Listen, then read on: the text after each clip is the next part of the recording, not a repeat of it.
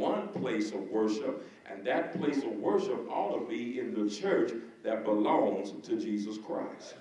But now watch verse number 34. While he thus spake, there came a cloud and overshadowed them, and they feared as they entered into the cloud. Now watch this. Peter is still talking when the cloud comes over them.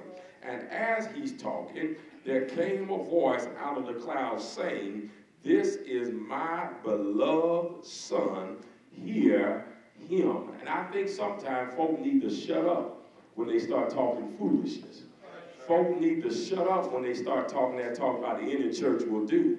Folk need to shut up when they say one church is just as good as another. Folk need to shut up, and if they don't shut up on their own, somebody need to shut their mouths.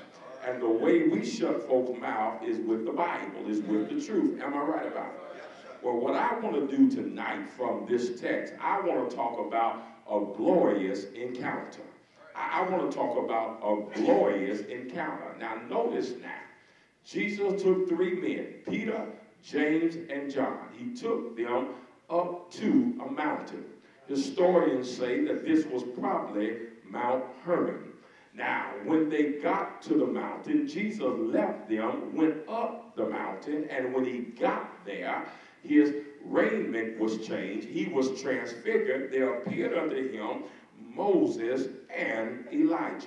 I want you to picture just the three men that's down on the earth and the three men that are up on the mountain. Peter, James, and John are down at the foot of the mountain. Jesus, Moses, and Elijah